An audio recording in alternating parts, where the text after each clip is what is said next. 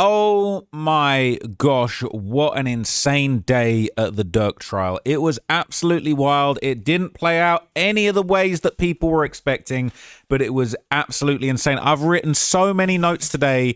I've actually on two notebooks. I had two notebooks akimbo in the courtroom today. It was absolutely mental. I'm not going to lie to you. Absolute insanity.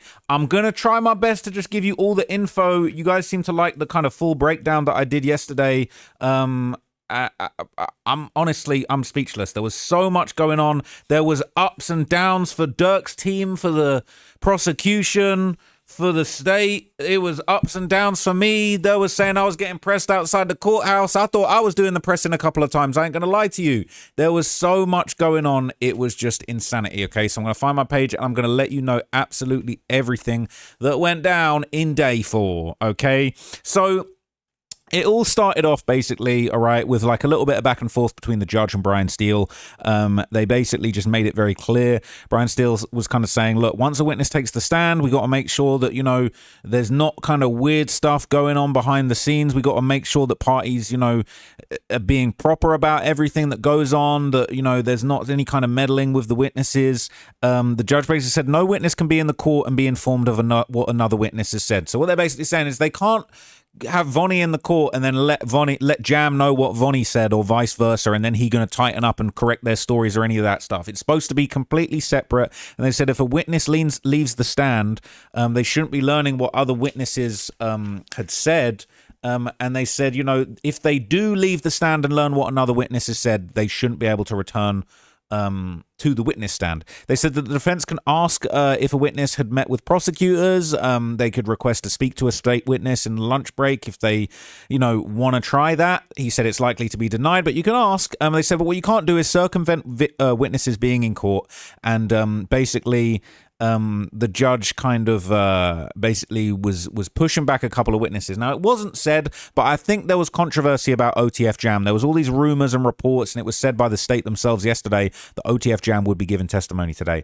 That didn't end up happening at all. Okay.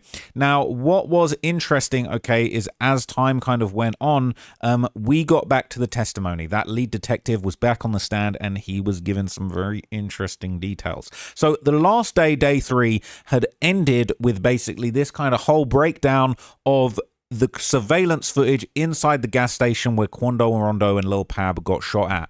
They were inside the gas station buying snacks. We ended up seeing the shooting as it happened right after, and it ended on a dramatic note on day 3. But then we got to day 4 and we continued from there. And the detective dropped a bombshell. They said that he got phone records for nearly pretty much everyone involved in the shooting. They said it all started with OTF Jam's IG messages. He gave out his phone number in a DM. They got the cell phone number. They subpoenaed the cell site data and cell phone records for the phone. That led them to other people. Then they got Lindsay's number and they got records. They basically got records and cell site info for everybody. One by one, they picked them off. Then they got Vonnie's info. Then they got Dee Dee's info. Then they got Jones's info.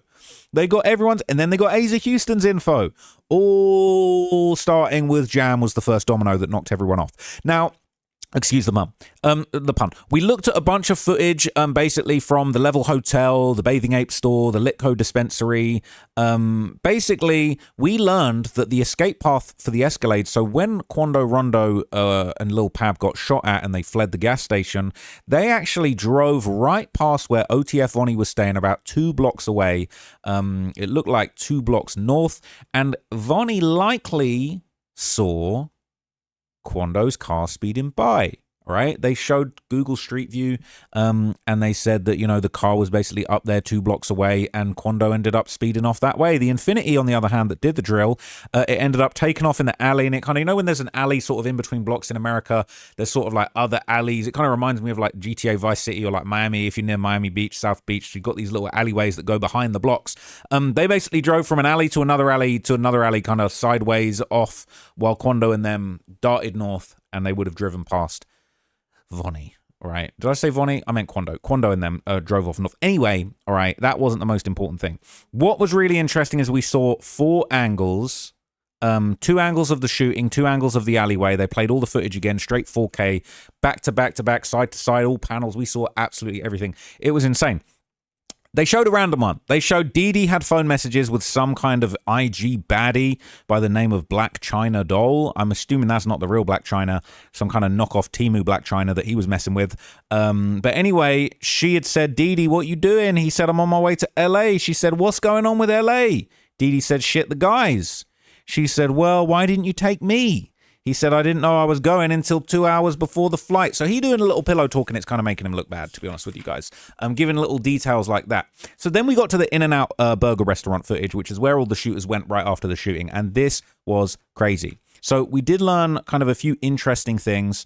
Pretty much as they're arriving to the In-N-Out, a guy that works for Lil Durk is booking all the flights for everybody to go back to Chicago. So it's like they've done the drill. The drill's been successful. Within an hour, they're booking all their flights home. Literally less than an hour, and all their flights home are booked as they're arriving to In-N-Out.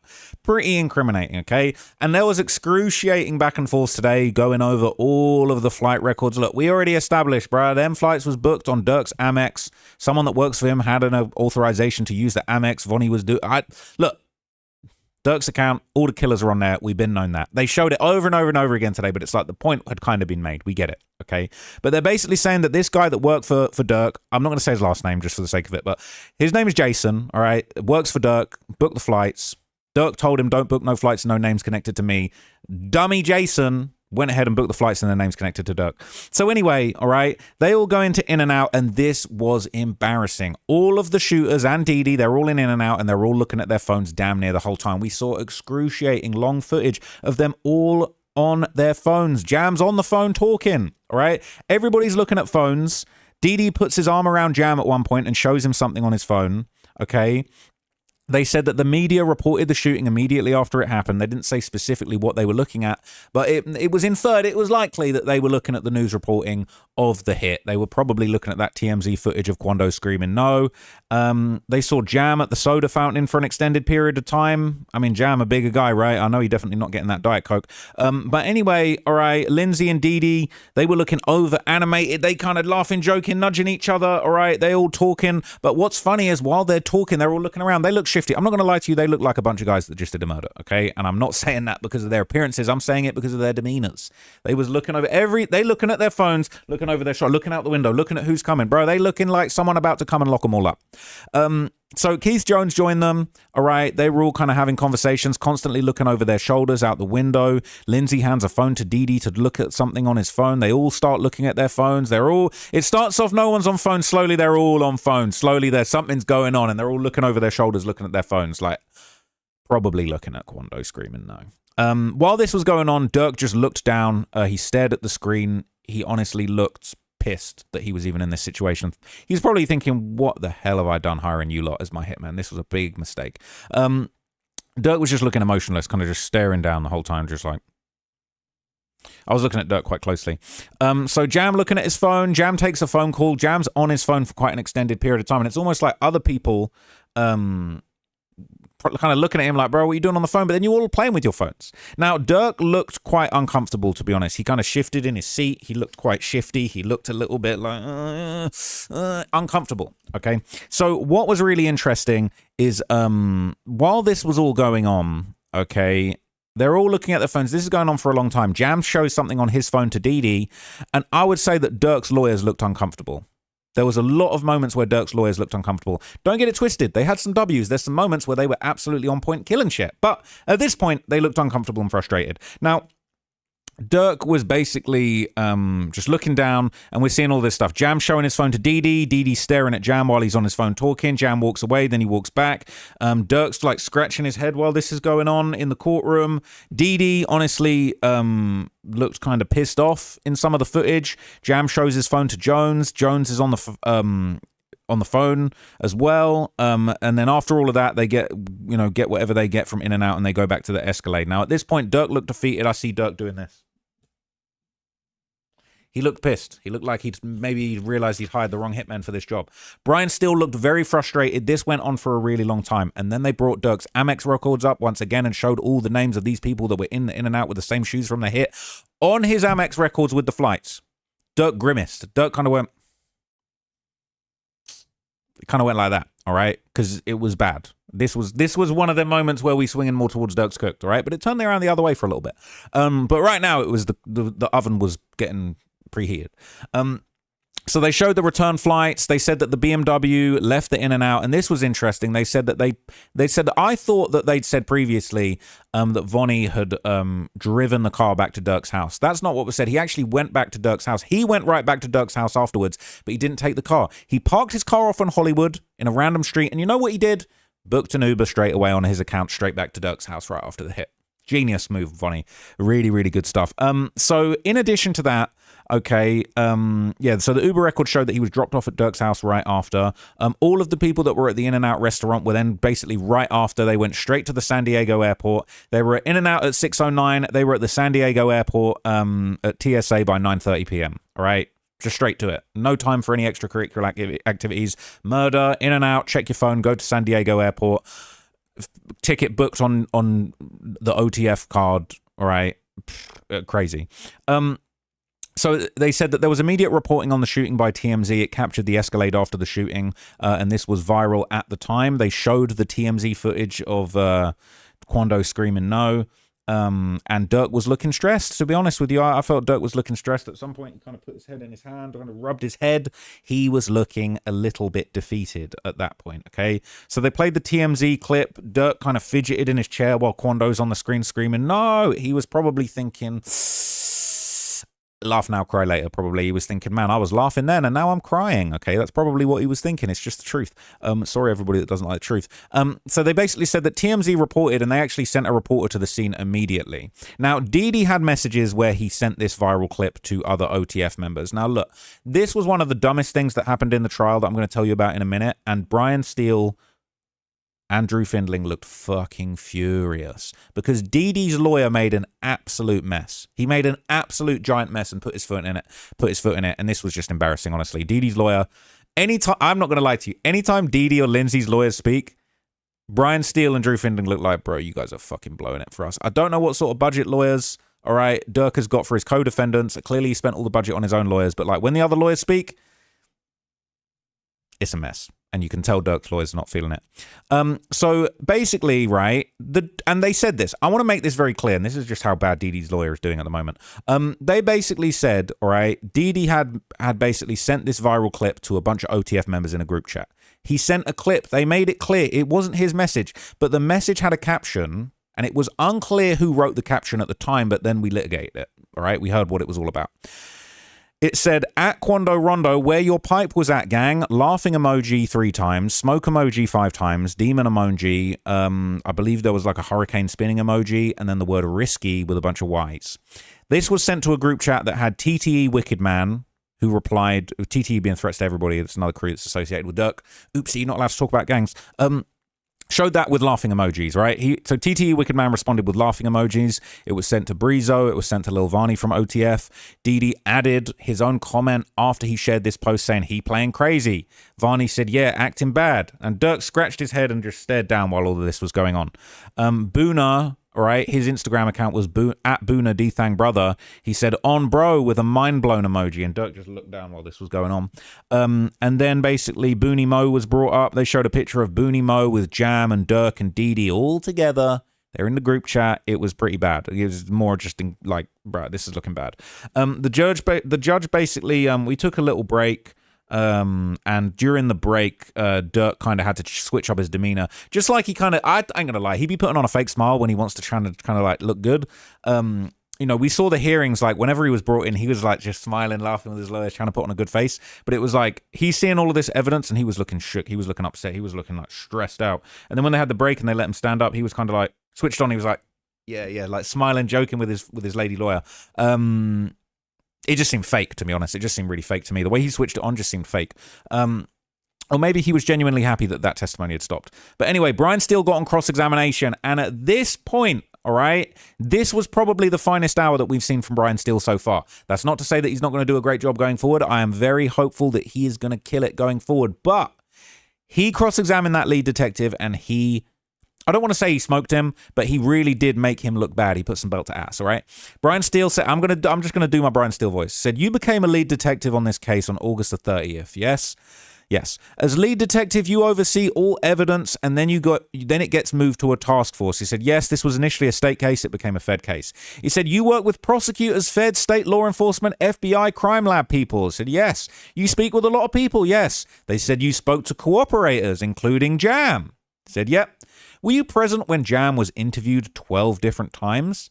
And this is where the detective starts sweating a little bit, all right, metaphorically speaking. He said, I don't know the exact number of times, but it was many times we met with Jam. Brian Steele said Jam was interviewed over 30 times. The guy went, possibly.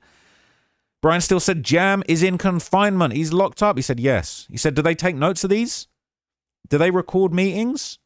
And the detective said only notes are taken. And Brian said, well, Jam had 3 recorded interviews. And the detective said, I don't recall the recorded interviews. Brian Steele said, you don't know? And he said, oh, they were documented, they were documented, I think 302s is what he said. Brian Steele said, well, a summary of what law enforcement said, right? It's a summary, it's a written summary, it's not a recording. The guy was like, yes. And then he said, Keith Jones, you were present for 5 of his interviews, yes? Yes. He said, only 1 time was recorded. The guy said, possibly. He said on October 24th, that was after his arrest, yeah? And they said, yeah. They said, nothing prevented you from recording this, did it? They said, yep. Who decided to not record it, Brian Steele said. They said it was the U.S. Attorney's Office preference. And then they said, Vonnie, he was interviewed in your presence 10 times. Never recorded when you were there. Detective said, yep. Threw his hand. He didn't throw his hand up, but he said, yep. And they said, Brian Steele said, do you know why meeting a cooperator would not be recorded? And the detective said, look, I can't explain it to you. I typically record stuff. Brian Steele said, well, the recording is the best evidence, yes? They said, yes. They said, the context is important. They said, yes. They said, you could have said, they could have easily said to any of these people without recording it, right? You could have said to them, you don't get a deal if you don't give up Durk. You've got to give up. They could have pressured them, and it's not recorded. He casted all this doubt in the mind of the jury, and the detective clapped back. He said, well, look, I would testify that didn't happen. We ain't got a recording, but you'd have to just go on my word that that's not what happened. Brian said, how do we know? The detective said, well, everything's documented by officers. Brian said, you prefer to record it? He said, yes. Brian said, now, we don't have that for most interviews. They said, basically, for Hester, Grant, and Jones, which is Jam, Vonnie, and Jones, right? So he said that they're facing serious charges, all right? And you tell them they're facing serious charges. They'll likely die in prison because there's no parole in the feds if they get convicted of these. Did you explain that to them? The detective said, well, I didn't, but maybe someone else did. And Brian said, they know that it's serious. You know, from 24 years in law enforcement, you know people like them might have a motivation to minimize their criminal conduct. All the detective said was, it's possible. It's possible. So after that, he said, well, they might implicate innocent people just to go home, right? He said, it's possible. Brian said they have an incentive to fabricate things. He said, it's possible. He said, as a great detective, it's on you to refute or corroborate the evidence that's being put across. He said, yes. They said, Mr. Hester, Jam hasn't testified yet. What did you do in the interview? All right. He said that Jam said that this gets controversial. He said so Brian Steele said Jam said at 6:44 a.m. he gets a call from the accomplished Durk Banks. Now that got an objection from the prosecution, and that was sustained by the judge. Said, look, you can't be characterizing the defendant that he's accomplished. He said you can cover his character later, right? You can't say you got a phone call from the great Durk Banks, the completely innocent, never would ever commit a crime in his life, Durk Banks at 6:44. Can't be saying that. It's improper, all right? So they wasn't feeling that. Brian Steele clapped back after that sort of rebuttal. He said, well, you remember that Durk said, all right? And then he said, oops. I mean, you remember that Jam said that Durk called him. He said, do you remember him telling you that he was in the car with his wife and son? That got an objection that was sustained. The judge said, move on. Stop trying to get sympathy. Oh, Jam was with his wife and son. He was with his wife and son, so he had to snitch because he got the call at 6:44 from his wife and son. He was with his wife and son. Of course he would lie. Judge wasn't feeling that.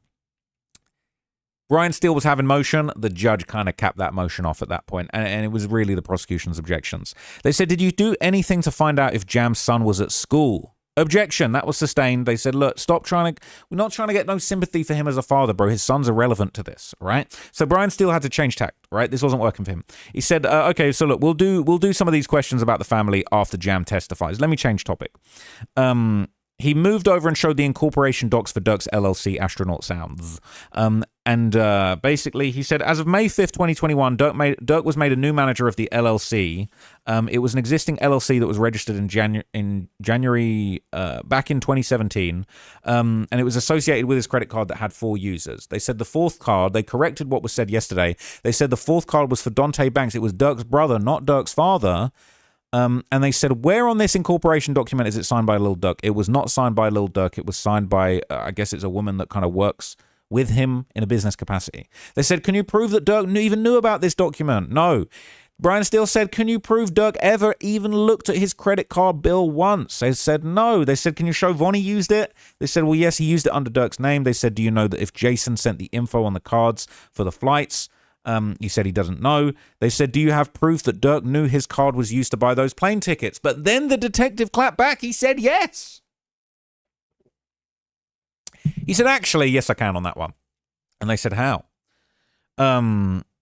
They said, well, Durk texted Jason saying, don't book no flights in my name. And then Brian Steele, he couldn't really clap back. That wasn't what he was expecting. He said, we'll come back to that. He said, you got Vonnie's phone records. They said Vonnie called Jason to discuss the flights. All right, that got an objection. The prosecution said, look, you can't prove exactly what they discussed just from the fact they got on the phone. And basically, they said, oh, do you know if Jam sent Jason Smith his info? The judge overruled. They said that evidence wasn't admitted yet. It was later admitted. But anyway, Brian said they purchased another person called William Malcolm a plane ticket, yes, but he never made it to California. So they went on and said, look, it was only Jam that spoke on the phone to him, not Durk. That was agreed to by the detective. They said Jam and Durk don't speak at all. Jam and Durk don't have any communications once between 18th of August and 20th of August when the murder's going down and the stalking's going down, okay? And the detective agreed. There's no phone records that show Durk and Jam had any type of conversation. They said, so Vonnie used that Amex to book his own flight, and that was objected to, but the judge allowed it. The detective basically said, look, I know there's flights purchased with Durk's Amex for Vonnie, and that's basically all he could say. So they then showed a few messages that were really quite interesting. It was kind of a back and forth between Durk and Jason. And this was really interesting. So it was messages that were kind of out of context. And I'm actually going to I might try and find out what some of these images were. Because even there's a couple things the feds have mentioned that I'm like, I can solve that. I think they're not mentioning it because they can't prove it, not because they don't know the facts behind it. But they basically had these messages from Cellbrite. It was from Durk saying he's still going to post. I'm going to just fall back off the shit. And then they went back and forth saying blood, yo. And then there was this message that was very suspicious. I think it happened after the alleged murder took place where that guy Jason basically said to Durk, tell Jay congrats on the wedding. Never seemed to get a response. And they basically just said that they didn't know what that meant. Okay. No idea what that meant. No idea about the wedding. They said, well, Durk is referring to Jason as blood in some of these messages. They're both referring to each other as blood. Okay. But it doesn't really matter. This text thread then leads to the don't book no flights in no names involved with me. And they basically say that you extrapolated in Brian Steele said, in your knowledge, Durk knew the flights were being booked, the time the flights were being booked, the messages. He's messaging the person who books the flight. And Brian Steele said, look, you believe if he told Jason this, he would have followed the request. The detective said, yeah, true, but if he already booked the flights, it was too late. Brian Steele said it's fair to say the flights were already booked for Jam before these messages, but after this, you told the jury on Friday the same Amex was used for other people. Explain how they have the position when Durk said don't do it. And the detective kind of slapped back pretty smartly. He said, well, look, I can only say at the same time that message might have been sent as the initial flights are being booked. Durk is saying don't book no flights and no names involved with me. He's saying that Jason booked the flights and I can't tell you his state of mind. And later on, he basically kind of made the point to say that, like, yeah, well, he made a mistake. Durk saying don't book no flights and no names involved with me and him doing it anyway is a mistake. It's not proof of innocence. That's kind of the argument that was later made. But anyway, they kind of went back and forth a little bit, and it wasn't really that interesting. There wasn't anything kind of super. There was kind of like a bit of procedural stuff that went back and forth. And a lot of stuff that we'd already seen was just kind of like brought up again and read out again. But basically, they had a little break. We returned from the break. The media were late back into the room again. They need to kind of straighten that out. Shout out to the courthouse staff who are doing a really, really good job with a really complicated situation. But they need to get a handle of the situation because from what I understand, freedom of the press is required and the oversight on these cases is really important. And keeping the media out of the room for like 10, 20, 25 minutes at a time is kind of a little bit strange. Yesterday it's like they prioritized Machine Gun Kelly, who didn't have no media pass, over the actual media, and it was just a little bit weird. But I don't know why that happened. I don't know what was going on. It was better today than it was yesterday, but it was still like media were getting left out, and it was a bit confusing. And they were doing all types of confusing stuff. I think people thought I was being an asshole trying to cut the line, but like a guy working there said, "Oh, media, you can jump to the front. You should already be in there." And then when I did it, another different security guy who kind of seemed like he had more rank was like, "Don't cut the line. Media needs to go back of the line." And I'm like, bro, like I was lining up fair and square. Dude told me to come to the front. Like, I'm just trying to do what you guys. I'm super polite to everyone. I got no issues with anyone there. But yeah. Anyway, they came back after the break, okay? I've written here in all caps, media did not get in for 10 minutes, so it was very annoying. But it's all good. I don't think I missed anything major. But they basically showed that Durk had sent some kind of message. So it was like, I'll be real, it was like Durk on the top of some kind of like streaming artist list. It was like one of these things, like a picture of Durk like you see on Instagram with a headline saying Lil Durk is something, something, something, something. And then it was a list of numbers and then like circled. So it could have been like Durk's sales for the years, Durk's streaming numbers, Durk's tour numbers, I don't know. But it was an Instagram post somebody else had put out where Durk was ranked amongst other people. And then that was basically in between this whole "don't book no flights in my name" conversation that was going on. So Brian Steele would say, since you believe the flight messages were concerning Jam, did you ever think that this could have been involving someone else? It could have been referring to someone else, some other situation, some other flight, some other event. And the detective said, yeah, I just came to the conclusion that this was just a mistake by Jason. He just didn't do what he was asked to do by Durk. Brian Steele said, did you ever think it could have been about something else? He said, no. He said, are you aware that Durk fired Vonnie in January 2023? That was objected to and it was sustained, so we didn't actually hear confirmation of that, but that's probably true if that was being brought up. Brian Steele ain't a liar, as far as I know. But then Brian Steele went on to ask about the BMW rental. They said this was like sometimes he's killing it, and other times you're just like, bro, you reach in for this one. They said, you went to the BMW rental place, right? You spoke with the workers. He said, yeah, I wanted video and info on the car. They said the workers were not cooperative. They said, yeah, I had to author a search warrant prior to going there. And Brian Steele said, there's nothing wrong with a business owner not wanting to cooperate with the cops. It's their right as an American. He said, yeah, I guess so. And Brian Steele said, you saw a picture on the wall of the owner with Durk. Oh, hello. But there were other pictures of other famous people with the owner, right? Famous athletes. Did you remember other musical artists, other noteworthy people? The cops said, no, I can't remember.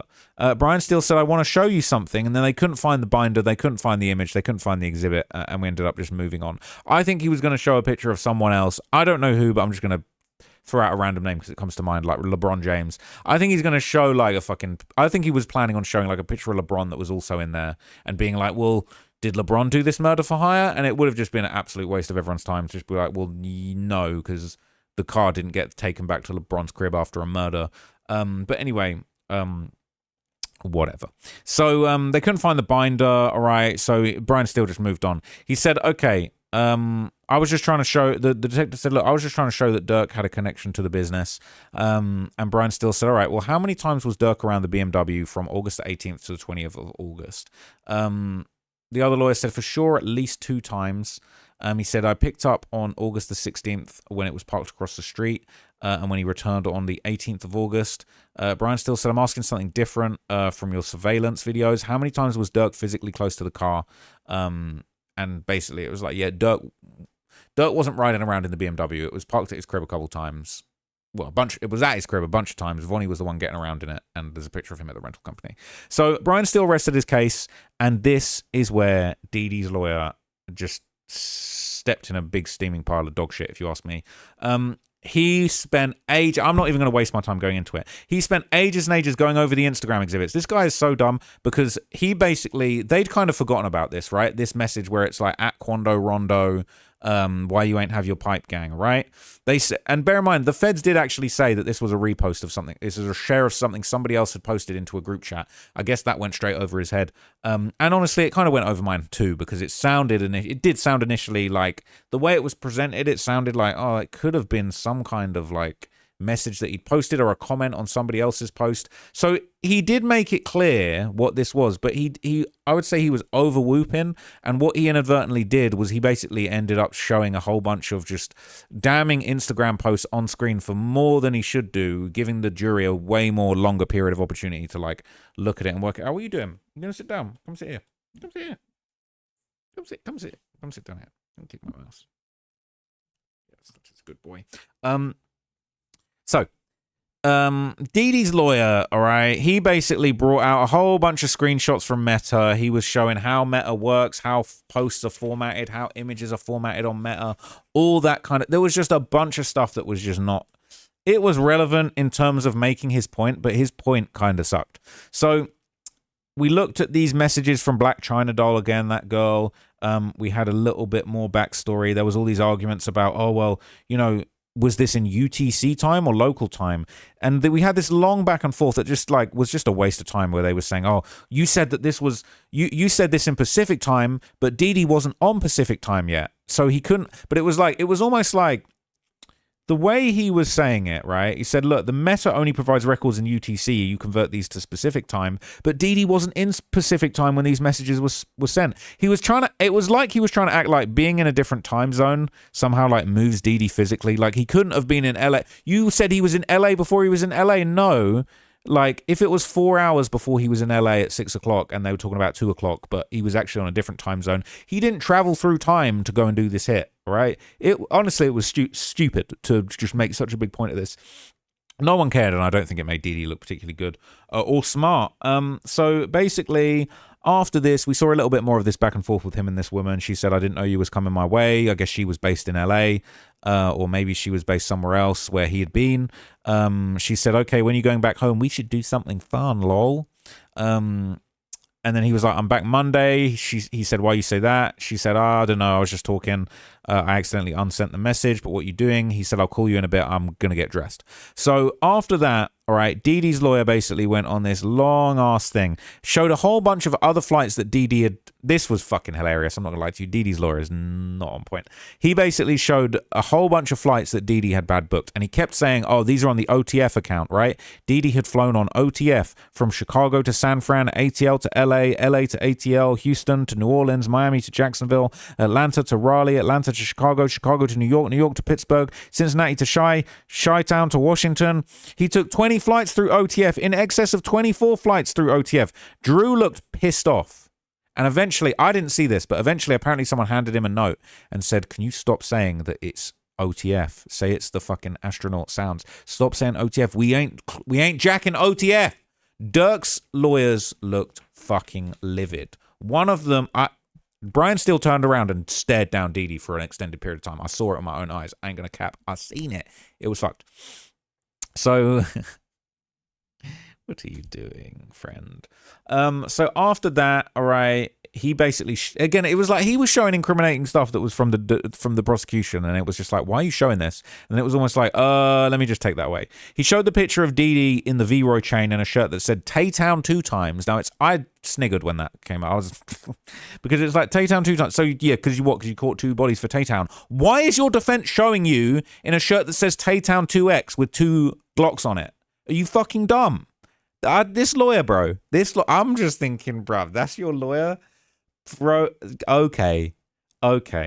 And they basically said, Dee Dee wrote the caption that said, "I'm the real threat. Ask the trenches 300," and then it had like a writing hand emoji, right? And he didn't address it. I thought he was going to say, oh, did he have the writing hand emoji at the end because he's telling a tall tale? It's entertainment. He just said all that and then didn't do nothing. You introducing evidence against your own client. It was the dumbest shit I'd ever seen. So after that, all right, he basically said, oh, this is a public post on Instagram, but you can do private posts, right? And they're like, yeah. And it was like, he didn't say it, but it's like, what's the point you're trying to make? Oh, he posted this incriminating post publicly, so he can't have possibly done a crime, because why would he incriminate himself? Because he's dumb, he sucks at crime. So after that, all right, they showed a text thread between Didi and Brown Eyes, and Brown Eyes was basically mocking Didi for doing this post, making fun of him, basically saying, you the real threat, huh?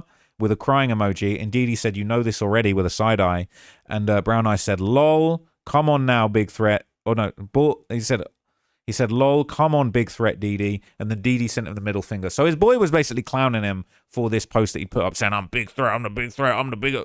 It's like, bro, why the fuck are you showing that? And then we got to this stupid Instagram message. So Didi's lawyer made this big old thing, all right, of just like this message saying, at Quando Rondo, you should have kept your pipe. They're trying to make it like my client sent this, but this was a repost. And this is when Brian still turned around, and he turned around from his chair. And he just stared at Didi. Didi, killer, Didi, Tay-Town 2 times. Didi, not his lawyer, Didi. Brian Steele, the real demon. Brian Steele is staring down the killers. He was staring down Didi like, what the fuck is your lawyer doing? This guy's a moron. And he leered at him, okay? So Didi's lawyer showed all these different Instagram posts and like how Instagram posts are laid out. Not Didi's posts, but like generic posts of like, this is how it looks. This is how a post look. This is how an outside post look. Brian looked so irritated. Him and Durk were glancing at each other. Basically the witness said, look, I've never seen this format before. We're using the Cellbrite. And Drew and Brian were kind of glancing at each other like, what the fuck is this guy doing? He is sinking our case. He is a moron. Brian was like wiping his brow. He was like kind of just like, bro, what the fuck? He couldn't believe it. It looked like he was in disbelief. He couldn't believe that this moron was actually up there bringing this up again. Okay. So Didi's lawyer, he said he made the point. He said, Didi, he forwarded this post to somebody else. All right. That comment at Quando Rondo, you ain't have your pipe. That was someone else's comment that he brought with him. He thought this was such a good point. Right. They said it doesn't tell us who wrote this, all right? We don't know who anyone could have written this. And it's like, yeah, anyone could have written it. It's about the murder your client allegedly did. They said the URL was associated with a different... He thought he was cooking. Drew and Brian are fuming. He thought he was cooking. It was so embarrassing. And then he was just like, it's a different URL. It's a different account. The witness was... the detective was like, look, I don't know what URL this comes from, but like... This was a repost. This was a reshare. Didi's lawyer said the clip was... It was Quando screaming no, but it was on another account called DPTAE Music. And Didi, this was so dumb. He showed the post and showed that it wasn't on Didi's account. Didi had shared this post in a group chat. But by doing that, you know what he did? He showed the whole court and the jury that the top comment on there was from OTF Bag Boys saying no expiration date. Sorry, no expiration with a devil emoji. Another commenter said NBA equals nobody alive. And then they said, oh, Didi commented he playing crazy when he shared this post into the chat. He said that comment could be, you know, commenting to what the post is, saying whoever put this up is playing crazy. When that happened, Brian Steele visibly winced. He was like, he was fucking fuming. He couldn't believe how shit this lawyer was. It was actually insane. I couldn't believe how shit this lawyer was. It was trash. I would never hire this lawyer. But anyway, I'm here. No, I ain't going to say all that. But I heard some shit. But anyway, after that, all right, they basically said the text is only brought over from the original post. All right, you could assume he's referring to the poster. The person that made this post is playing crazy, not Quando Rondo. And then the detective said it could be that, or he could be referring to what he saw in the video. And then Didi's lawyer just said, let's move on. And I laughed audibly. Brian Steele looked fucking fuming, all right? And then Didi's lawyer said, I have a long chapter to start, so let's break for lunch. I'm thinking, bro, don't let this clown talk anymore, bro. I mean, shit. The prosecution were probably loving it. So the judge kind of had like a little bit of a back and forth on the side about some exhibits. And then like Didi's lawyer kind of... Didi's lawyer must have been off the pre-workout again, because it was like he was trying to argue with the judge. And then the judge was like... He was like, oh, the government had a more detailed exhibit. They made it seem like Didi sent the message. We have the right to impeach the witness for misidentification. And the judge was like, yeah, that's why I've allowed you to be talking about this for this long. You've been going on and on and on. He said, but you keep asking the witness his opinion. It's not in the witness's remit to offer his opinion. It's up to the jury to decide, all right? Do whatever you want. And it was like, basically, like, Dee Dee's lawyer was mad that his points weren't landing and the detective wasn't just going along with it. But, like, the judge was like, bro, I've given you so much time and so much leniency. Like, what are you doing with this time? What are we doing here? And the prosecution were like, bro, we've made it clear that Dee Dee reshared this post, that he didn't write it himself. We've made that very clear. Like, what are you talking about? And then the judge said, well, look, Dee Dee's lawyer can bring the point home however he wants. And then Durk's lawyer kind of complained we're not getting exhibits in good time. They changed exhibits at 7 a.m. in the morning, just as we arrived, and they were all pissed off. But anyway, I finished this notebook. Notebook completed, all right? Finished that notebook. That was the first half of the day. Then we got to part 2, baby. Notebook number 2. I started and cracked the new notebook open, all right? Cracked the seal. All right, this one's got smaller lines on it, which I'm happy about. So anyway, we came back after lunch, all right? So this was annoying because I got held up. Media got held up for 25 minutes. That was pretty disappointing. Definitely some interesting characters in the lobby. A few new faces that I didn't recognize, some nice people, some not so nice people, but at the end of the day, I think I'm just going to keep to myself going forward because it's all just too much going on, all right? Just too much going on. Too many people asking for favors, asking for clips and stuff like that. But anyway, I finally got in there after 25 minutes of waiting around, all right? And then Lindsay's lawyer was on the stand, okay? I was seated in a spot where I couldn't see Brian Steele and Drew Findling, which was very disappointing. So I couldn't see how pissed off they were, but the annoying stuff was over with. But anyway, we kind of was in a back and forth still with that detective. He was asking about the warrants and basically just doing the same thing where he's like, oh, you never, asked the detective, you never saw David Lindsay before. You never heard anyone explain the purpose of his trip. You never heard anyone promise him anything. You have what he was told, what he agreed to. Sorry, you don't have anything of what he was told. You only have it from the cooperating witnesses. And then the detective was like, yeah, I mean, we got his cell phone data, so he was in LA. And then, he basically ended there. So that was the end of it.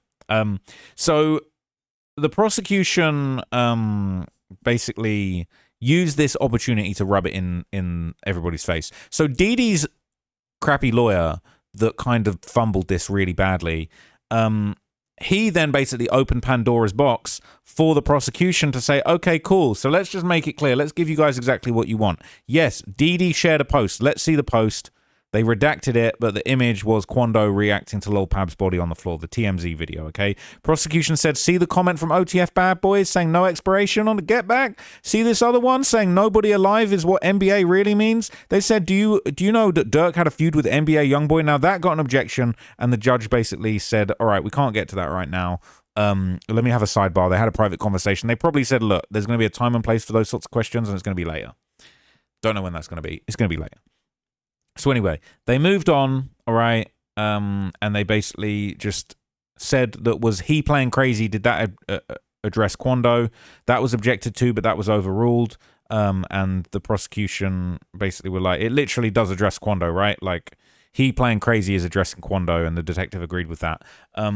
They said that they didn't know who posted it. They said playing crazy does refer to Quando. The post saying, Quando, why you don't have your pipe? And then Dee Dee saying he playing crazy is him basically saying he played it crazy, not having his pipe, you know, when we pulled up and murdered his cousin. But basically, after that, they moved on to just more of these transfer documents. They said, okay, cool. This person that signed the transfer documents is Durk's personal, the president of Durk's company and his manager. Cool. Name's Ola. They're trying to say, oh, Durk didn't know about what was going on with his accounts. They said, cool, how about this? This is the rental agreement for Durk's home with that person's name and signature on it to the tune of over $100,000 payment in a few months' rent. 35 grand a month. All right? They objected to that. That was overruled. And then they basically talked about getting digital devices. The don't book no flights in my name thing kind of came up repeatedly. They said that they had search warrants for a bunch of people that worked in Durk's team group chats. And then they went on and they said, look, Durk was still posting videos and stuff after people told them not to. They're saying that So Durk sent a message, right? This was unrelated, but it was sort of in the midst. It's like a conversation with his management. Dirk was saying, look, someone's still posting vids and shit. I told them not to. I never stood on it. I thought you had it under control. Shit's fucked up. The lawyer said it's a bad look. 5'9", something. So basically, there was something going on where Durk was canceling his tour. This was before all the flights and stuff. So before that, they were having an argument about Durk was apparently canceling his tour. He was having some legal dispute about it. Now, apparently, while all this is going on, they're having a business conversation. His other guy that works for him, Jason, gets a message from Dee, and Dee's sending him a bunch of info for people who are going to fly out for the hit. They sends Keith Jones info, he sends David Lindsay's info, and they've got all the United Airlines flight confirmations. Then Durk says, in the midst of all this going on, while the hitmen are literally having their info sent from Dee to the manager or to the guy that works for Durk, that's when Durk says, don't book no flights in my name. Sounds like a couple of the flights are already booked. But anyway, so we moved on from there. Someone sent a Fuchsia's TV post from Instagram of Quando Rondo, the TMZ footage. And what was interesting is this was apparently sent from the guy that worked from Durk to him the day after it happened. Now, bear in mind, he's talking about don't book no flights in my name. They're having a separate conversation. Then he randomly says, like, just after the murder, congrats on the wedding. Congrats. Tell Jay congrats on the wedding. And then the next day, we don't hear anything. Next day, sending him a Fuchsia's TV post of Quando Rondo screaming no. A little bit weird, right? After that, someone sends Lil Durk the famous Richard Quando Rondo challenge. Now, if you've seen my Demon Slayers video, you'll know that this IG comedian, right, this famous BD, famous Richard, he had this skit that he did where he basically recreated Quando Rondo on the screaming no in front of Lil Pab's body. Somebody sent that to Durk. Not a good look, right? A bad look, in fact, right? A solemn look. So after that, they said, look, have you heard of the Quando Rondo challenge? They said it was a meme making fun of how Quando screamed no. This was sent to Durk by the man that booked the flight tickets 24 hours after the murder. Not a great look. And then they said within 48 hours of the murder, Durk started using a brand new phone number. Now, Brian Steele took over, and he didn't have a great run of this one, to be honest with you. He had a better run before. They said when somebody says he still go post, can you put this into context? And the detective said, I did when you put it up. They said a second post described the context. They said, I'm going to fall back from all of this. Brian still said, well, they're describing a lawsuit. You didn't know what this was before, did you? And the guy says, well, yeah. Then when they said, don't book no flights, no names involved with me, tell Jay congrats on the wedding. He says, don't book no flights in no names involved with me, and then a bunch of all the flights of the hitmen get booked. After the murder, he says, randomly, tell Jay congrats on the wedding. I've said before in a previous video, I think that could be coded language to say congrats on getting back for Von. Tell Jay congrats on the wedding. What wedding? And then after that, he's sending him the footage from Fuchsia's TV of Quando screaming no, and then he's sending him the Quando Rondo challenge. Now, Brian Steele said, did you ever research Jay's wedding? Did you ever connect to this or think to connect the wedding post to the flights? Maybe Durk was saying, don't book no flights in my name for Jay's wedding. Who is Jay? The detective says, I don't know. Now, he didn't make the point, but I was thinking that sounds like coded language.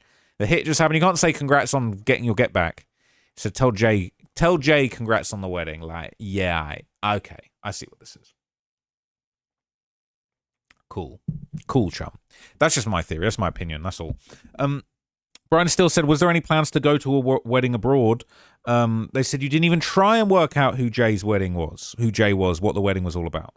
And then it ended. Brian still ended it there. No more cross, no redirect. Nobody really cared. But it seemed like Jam's testimony was moved. We didn't hear any of that. So then we heard from an ATF firearms expert who basically just, I'm going to skip past this because he basically showed still images of all the people. He identified all the guns. He said one of the guns that somebody used was the same gun, a Beretta 9.2 or M9, and it was made famous by the Die Hard movies. But he said that he noticed that one of the shooters, the way that the gun moved, it had a constant muzzle flash. The side was... Sorry, my bad. One of the people, I believe it was the person with the red shoes on that I think was Jam, which is crazy. They're saying that there was one muzzle flash and then the slide was to the rear. It wasn't chambered. The gun essentially jammed. Now, it sounds like Jam's gun might have jammed. One shot was fired and then that was it.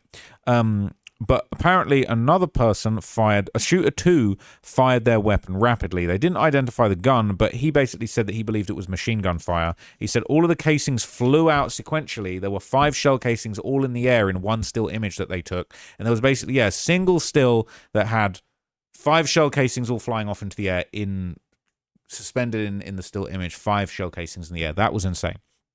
So there were no more questions, and then they moved on to an LAPD homicide detective, all right? He's been in the game for years. He examines digital accounts, and he gave some pretty crazy details of accounts and things that were recovered from Durk's devices. First off, they started with the very controversial mobile phone that was seized by the Georgia Bureau of Investigation and basically broke down some of these incriminating things that were on Durk's phone. Bad. It was bad. So he said that they used extraction software and hardware. It allows you to view the device and its contents on a computer. It's called Cellbrite. Takes the data, the raw data, the binary code from the phone and puts it in a readable format, puts it all into a PDF document. And they said they identified one account that had spoken to Durk as Duty Low. Now, we didn't hear anything else about Duty Low other than his name said he was going to be in some chats. I'm not going to lie to you, though. I think tomorrow we might be hearing a lot more about Duty Low. But anyway, they got all these raw files from Apple. They, interpreted it with Cellbrite. Basically, it dumped all of the info out, and they got all the information, via the GBI that then handed it over to the FBI. And they basically said that the phone was called Durk's iPhone. Durk's iCloud, I won't say the full thing, but part of the iCloud username was Spot'em Got'em. Right, and it was last backed up on June the 4th, 2021. Now, the data on the phone apparently came from apps like Waze, the health app, other apps, and apparently, while this was going on, Durk kind of tilted his head back. I noticed Durk doing this in his chair, Now, look, he was probably just getting a stretch in, but there was moments when he did that when it looked a little bit like, yeah, you're looking like you're not feeling this one. You're not feeling this testimony today. So anyway, the phone... the health app on the phone was under the name Smirk, which was not surprising because it's his nickname. But basically, he had a screenshots of a bunch of messages with somebody saved as Shorty Giant. And basically, the messages were the messages where he was trying to allegedly get the address of Lil Tim after he was released on house arrest after the killing of King Von. So somebody said, Ma said that they approved him to go home to Savannah, and it looked like he replied, oh, okay, what you doing? They did that fast. And then she said, laying down, they just came and got in the bed with me, listening to them talk. Yes, they said it's been in motion since he got released, but the judge just signed off on it. It says, she said they was when they was releasing him, he was like, these N-words are asleep, but me getting released gonna wake him up. And then in the reply, they said, can she still get the address? And then they said, yeah, she's just waiting on you to tell her what to do. Now, I wonder who that is. I don't know if that's a message between Durk or if that's a message that Durk has been sent by somebody else who is basically trying to get the address. After that, we saw the poster for Quando Rondo show in Waycross, Georgia that he'd posted to his own Instagram. Seemingly, there was a screenshot of that show that was in Durk's phone, along with Quando's caption that said, May 1st, we going up Waycross, Georgia. That screenshot was made April 24th, 2021, pretty much exactly a week before the shooting attempt on Quando's life. They also had a screenshot from DJ Academics' page that was the TMZ report of when Quando Rondo was shot at in Georgia. That was apparently made on May the 4th, 2021. Obviously, it happened a few days before that. There were no further questions, no cross-examination, and then basically... Christy O'Connor asked a couple of questions talking about the extraction, how you got it from the third party, how the GBI had it first, and how it was then handed over, etc. They said it was limited in what you could have observed. He said we had a limited, view of the phone. These were thumbnails that were created from the SMS database. They just went back and forth about some pretty redundant stuff, just about how databases work, how the third party can send images to the phone. They're automatically saved in the phone, what the timestamps are, the accurate dates and times. I got such an itchy face. I'm going to lie. I might have a sunburn on my face or something. Are we having an itchiest face? They basically said you don't have any of the convos around these images. You don't have any of the context. You don't know if Durk was sent these, if he sent them, if he made the screenshots. And they said in the Duty Low threads, we could see all the messages. They didn't say how, they didn't say why. They might have got his iCloud data separately, but we haven't got to that section yet, so we didn't hear it. They basically said that there were some other messages that came in backup folders, not just Duty Low, but other people whose message threads with Durk have been recovered in full and have been verified. They basically said that you can read the conversations and get context around some of these things that were found in that phone from other people's phones, etc. But you couldn't do it with Durk's phone, but they did do it with Dee Dee and Lindsay's phone. So there was no redirect, and then they introduced a FBI special agent who was the last person who gave some very interesting backstory. And basically, he broke down a whole bunch of interesting stuff. He said that they got search warrants for iCloud accounts, subscription. They explained what an iCloud subscription is. You don't have to back your things up there. A lot of people do back their things up there. They explained kind of what information was kind of gathered from Durk's iCloud. Some of the accounts had limited information. They said that OTF Duty Low had 3 emails associated with his iCloud that they had basically, they had basically gotten a search warrant for. Okay, so there's no indication Duty Low's cooperating, just for the record, because I'm sure people are going to try and say that. But there's no evidence to suggest that, and it sounded like the FBI basically saying we got a warrant for Duty Low's iClouds and we got hold of them, and that's probably bad news for Duty Low, to be honest with you guys. And I did meet Duty Low outside the courthouse, and he seems like a cool guy. But hey, the Fed's got a warrant for his iCloud account, so that sucks for him. It's a rough one. So they had 2 accounts associated with the Jason guy that had booked the flights. And basically Durk and this person had a long-standing relationship. They had conversations that dated all the way back to 2018.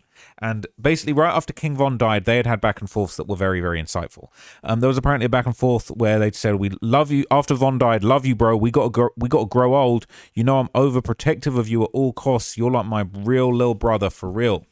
And then Durk basically replied, said, we family for real, ain't shit changed. We got to get past this. So there were a bunch of messages about Von's death, and ones that the state said indicated that Durk would be looking to get revenge on Quando Rondo. So Jason had used the same number all the way back to 2018, all the way up to 2024, but Durk had apparently had at least 17 phone numbers between 2018 and 2024, and Durk basically took steps to delete messages constantly. There was a text message thread between Durk and Dee Dee where Durk said, I deleted my text, it was today. This was on June 21st, 2022. Dee Dee said, you deleted it? Durk sent a voice message saying, yeah, I delete my text every day in my whole thread. I don't want it on my phone. So the detective shared messages between Jason and Durk about the hitman's flight bookings. He said there was other messages of messages that had gone to and from different people. Dee Dee said, this is Dee Dee, hit me when you get time, to Jason. Hit my line, yo. Jason replied, and then Dee Dee starts sending the dates of births and names of some of the hitmen that are going to be flown out. So Keith Jones, David Lindsay, and we saw screenshots. Dee Dee sending down. We starting later on. We're seeing people's IDs getting sent. So they get booked. Those 2 get booked on the same flight as Dee Dee. Also, just side note, they showed Durk's Amex again, and I saw that this same month, like around the same time all these hitmen are getting their flights booked, he spent $2,300 in Nike as well, just so you know. He was really balling out at Nike. Who knows, maybe he bought 5 Nike Techs for these guys, or he bought them for himself. But anyway, basically, they go on to say that there was a conversation between this Jason guy and OTF Jam. He said Jason said everybody on the same confirmation, and they basically asked if all 5 individuals were listed on the confirmation minutes after Pab was murdered. So this is more on the day of the murder. So it seems like Jam is actually talking to the guy organizing the flights and basically confirming... no, my bad. That don't make sense. This was... No, my bad. This was on the 18th before everybody flew out. I miswrote something there. So he's basically saying that, everybody's got the same confirmation. It did include all of the people that were on the hit and that flew back, but it also included another person by the name of William Malcolm, who actually never went on the hit. So confirmation for those flights was provided at 8:14 a.m. on August the 18th. Jam was following up with Jason saying, where's bro shit at? He said same confirmation, and then Jam starts sending IDs. He sends an image of Asa Houston's ID. Jam's kind of being a bit rude, to be honest. He's saying, book broski, this dude Chris can't find his ID, just barking orders at him saying, he with me, we're on the way to the airport now. Then Jason sends Asa Houston's confirmation. And then they show another message from February the 12th, 2022. It says, Durk. He says, this Durk, new number, lock it in. Vonnie, he my assistant. I'm going to give you his contact. I want to see and really lock in. I know it's crazy. When do you leave? And then they show another exhibit. This is Durk saying, don't book no flights in my name once again. And they basically saying people had booked flights in his name, unlike what he asked for. So after that, they're saying that Quando Rondo challenge was sent to Durk from Jason the day after the murder, and that's actually when Durk stopped using his phone, right after that. And then on the 22nd of August, we're seeing messages to Jason saying, new number, Durk, like that was ever going to help him. But then we rewound all the way back to King Von's death, and we looked over some old messages where they discussed King Von and Quando Rondo. We saw a picture of King Von with OTF and O-Block chains. Brian Steele was objecting to everything, throwing a little tantrum every time something was brought up, and the judge wasn't having any of it. Objection denied. O-Block is what neighborhood he's from. He's a BD, he's a black disciple. Objection, judge said it's allowed, all right? It's up to the jury if they believe it. If whether Von's a member of the BDs, the Boy Scouts, or the NAACP, it's up to the jury, all right? Brian Steele wasn't having his way. The tricks that he had tried earlier on were not working this time around. Him being a hysterical, you're bringing up, I'm shocked that we're bringing up gangs. The judge is saying, bro, we're allowed to bring up gangs for these purposes. This is exactly when you're allowed to bring up a gang. So they said only the family was Durk's label. Von was signed to OTF. Von and Durk called each other twins. They showed numerous pictures of Von and Durk together, both Von and Durk wearing OTF chains, and they said Von was involved in a fight with Quando Rondo, and Quando's associate shot and killed Von. And we saw texts where Durk and Jason discussed Get Back. So Durk replied, and this is really sad, but Durk messaged after Von's death. He said to Jason, blood, this one got me like Newski, which is his cousin Newski, who died. He saw his body at the scene. Durk went out kind of similar to how Quando Rondo went out over Lil Pab, which is crazy. Weirdly, the prosecution said, do you remember who Newski is? And the FBI guy said no. And I'm thinking, surely. I feel like it was a misspeak. But anyway, another message, Jason said, I know, I see it in your face. Durk said, I'm dead inside, blood. I feel like I lost one of y'all. This is real. I can't fathom. Durk then sent a video of King Von's death that was obviously going around social media, and they played it in court. But what was crazy, it was in higher quality, it was 4K, it was longer than the actual footage that's been seen publicly, which was just insane. But they said that they basically described who Von and Quando are in the video. They circled Lil Tim as the shooter. We saw the muzzle flash. All the nonsense about the cop shot King Von his cap. You could see it in so much detail, the gun literally going off in Tim's hand. It was obviously Tim. So they said that the video was sent by Durk within hours of Von's death. And FBI got the official footage from the Monaco Hookah Lounge. It was 4K. It was better than any footage we'd ever seen. It was longer.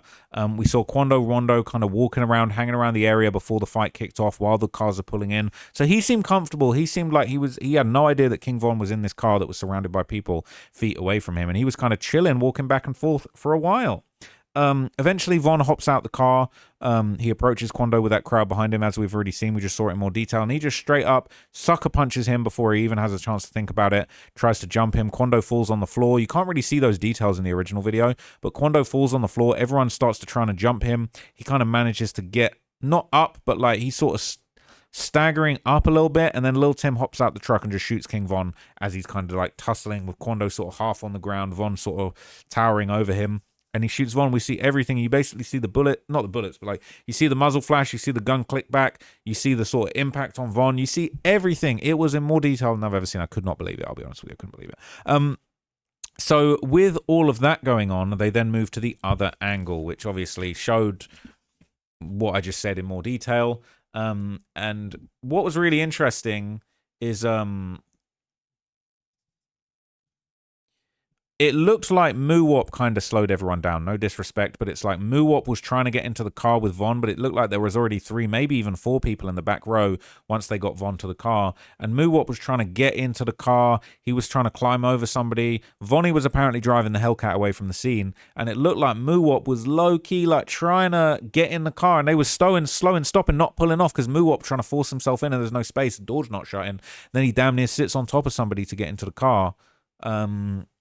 And he slowed it down. I'm not saying that's his fault. I doubt there was anything they could do to save Von, but it's like it was just chaos, and Muwop trying to get in the car was part of it. Now, Von was moving his legs. He couldn't walk, but he was moving his legs. So that told me that he wasn't actually paralyzed like a lot of people tried to say beforehand. But anyway, Quando and his associates had, gone on to mock King Von after that situation. They talked about Quando's song End of Story, how he had a famous song you know, how Von had a famous song called Crazy Story. The cover art was the picture of Lil Tim and Quando Rondo right before the shooting of King Von, in the same outfits. They didn't mention it, but, you know, I'm a keen researcher in these situations. It was from the music video called The Drop with another rapper called Young'uns. And, you know, they used that image from them same outfits to basically drop this end of story diss song where they addressed and low-key kind of taunted Von. So after that, there were messages between Durk and Jason about Get Back on Quando. He had sent Durk a video on November the 23rd, 2020, less than 3 weeks after Von's death. This was Quando's homie dropped a diss song dissing King Von, and this was that famous song where he says, hold up, wait, free Lil Tim, hold up, wait, free King Tim, smoking Von, just dissing him, right? It's kind of like a freestyle, but it's over King Von's Crazy Story. They didn't mention that. I was surprised they didn't mention that because they mentioned end of story. But anyway, Durk replied when someone sent him that, and he said, yeah, just wait on the Get Back. And they wanted to argue what Get Back was, but the Brian Steele objected, and the judge did sustain this. And he said, look, we're going to discuss all of this later. They said there was an audio message after that was not recovered, unfortunately. And then there was apparently another message. I don't know if this was the audio message. It was another message. I just had notes of the message where Durk basically said, I think it was a written message after the deleted audio message. But Durk said, because we not saying nothing, that's why when I pop up, I'm on N-word's ass. After that, the prosecution said they had other evidence that they wanted to kill Quando. Durk sent an audio message to other OTF members in a big OTF group chat that included Didi, Doody Low, Booney Mo, someone called Loyal, Wookaduk, Durk, and others. They seized Booney Mo's phone. Apparently, that's how they got this. But this was crazy. So Durk apparently said this. Definitely a street N-word, not getting on a phone to squash shit. This was on Christmas Day 2022, after the murder. He said, for no N-word, this is for Von and Thang. I'm for about my brothers. Test it. Call me about peace. Take a piece of the switch. And then in an audio message, Durk basically said, he gave context to what he was talking about, and we actually did hear this audio message. Durk said, tell them N-words suck a D on Lil Mo. You didn't do shit on Lil Mo. We can set up a boxing match for 20 million, but your lil homie Quando can die. Ain't no cool, Durk. Get on the phone. Stop the beef. You ain't did do shit. Don't act like you a menace. We don't know who that was about, but whoever was backing the shit with Quando could be Youngboy. Could be Youngboy. He's talking about we can fight. He on Christmas Day talking about we can fight for 20, 30 million. It's got to be Youngboy, right? Saying your boy can die. Anyway, apparently Durk was mourning King Von's death at THF Bezu's crib. Jason texted him and said, let me just double check something. You know what? Look, I just got... All right, no, it's cool. Durk said, I'm finna dip from Zoo's crib after he asked where he was at. They identified Devon Shea Collier, a.k.a. THF Bezu. There was another set of messages where someone said... Jason basically had said to him, love you, bro, keep your head. Durk said, love you too, we got to grow old. Jason said, you know I'm overprotective. We saw those messages earlier, but then there was more. All right? So someone said, Durk said, we fam for real, ain't shit change. We got to get past it. And Jason said, Von a real one. I loved him like I love you. So this was right after they found out that Von died. What are you doing? What are you doing, sir? That was right after Von died. And then Durk basically went on to say, Von a real one. Good heart, no hate, real gangster. Now, I nearly laughed at that one because this guy allegedly killed 7 people. He hated GDs, right? Von was a hateful man, and he allegedly killed 7 people. So it is what it is, okay? Amazing music, one of the greatest drill rappers to ever do it, but a very flawed human being by the sounds of things. So basically, Jason replied to that and said, for sure, he went out gangster. Durk said, Von a real one, good heart, no hate in his heart, just a real gangster. So the FBI agent testified that this was basically depicting Von as going out fighting in the incident where he passed away. That's how they kind of interpreted this. And then after that, where are you going? You going? You coming or going? You coming or you going? I'm gonna sit here. Sit on my lap. So Durk basically after that, all right. Okay, you can go. Durk basically said after that, I'm not gonna lie to you guys, I'm getting tired. It's been a long day. I wanted to do this summary. I'm gonna handle my time a lot better tomorrow, but I'm freaking exhausted. But I've only got a few more pages of notes to get through, right? We got like 2 more pages of notes, all right? We nearly there. I'm tired as hell. I'm getting eye bags and shit. I'm gonna need to put some eye cream on or something. Anyway, Durk said I got to go all out for him in reference to Von. He said, I can't let this slide. Jason said, shit gonna be hard. Durk said, yeah, I know, but man. Then the day after, Durk said, I just woke up. Jason said, you straight? Durk said, yeah, I'm good. I'm in my feelings, ready to put this shit together. Now, Brian Steele said, objected. This is common knowledge. And the judge said, well, then he can ask about it. He can talk about it. And basically they were trying to determine what you straight means. And the agent said it means, are you okay? So Jason said MF's going to be in their feelings for a while. Shit ain't easy to get over. Von was one for real, like a real one. Durk said, I know, I ain't letting shit slide. Him dying turned me to a different animal. And so as the day continued, November the 7th, the day after, Durk said, what if that was you? He'd be outside right now. Jason said, facts. Durk said, shit got me in my MF feelings too. I'm sick. I'm not sending myself off, but can't. So he talking about deleting himself potentially.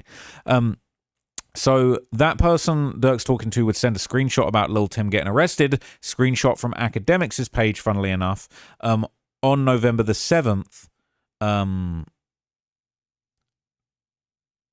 at 12:13. So obviously the day after King Von gets killed, Lil Tim gets arrested immediately. He's charged with murder initially. There's an Academics post, and there's a screenshot that basically that person sends to Durk, Jason. So anyway, there was kind of an argument. We had a little argument about the text messages. They kind of worked it out. And then the court kind of returned. And basically, I'm going to kind of just skip over a bunch of this that wasn't really relevant. That might have actually been it for the day, to be honest with you. So the last thing that was mentioned basically was just Brian Steele kind of brought it up with the judge after the jury had left the room. He was saying that, look, I was asking all these questions about the lack of investigation that was made, why certain questions weren't asked of these cooperating witnesses. And the agent met multiple witnesses numerous times and failed to record the interviews. He said, you know, you're just making, it's kind of being difficult. I'm having to reserve my cross until after these witnesses testify. I want to talk to these detectives, but we're going to have to push it until later. And the judge made it clear. He said, look, you can't just get up there and make the investigation look bad for the sake of it. All right. You can save that for the closing arguments. If you think they didn't do their job as investigators and didn't interview people enough, that's really for the closing statements. You can always do more for an investigation. You could interview people a million times on camera. And he said, but if I get the sense that you're just asking questions to just make investigators look bad and create this endless burden of how many interviews should have been recorded, he said, I'm just not going to allow it.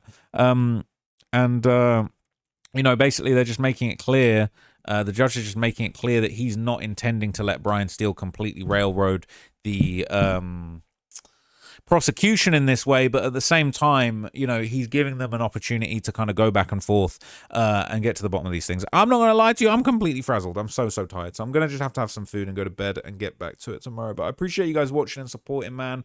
Been getting a lot of really positive feedback, been getting the negative feedback, but hey, I'm used to that, bro. This ain't my first rodeo. A lot of people salty. All right, and for everybody saying you getting pressed, you getting bitched out, bro, I'm there every single day, frontlining, okay, having conversations with people. I'm not scared. Didn't dip out the back entrance. I went and spoke to all the Free Durk people, and they was there doing their thing. All right, and they're probably going to be doing their thing as we keep going. It is what it is. But I'll catch you guys in the next video. Thank you for watching and supporting. I'll give you guys an update as soon as I possibly have one. Until then, it's bye and peace.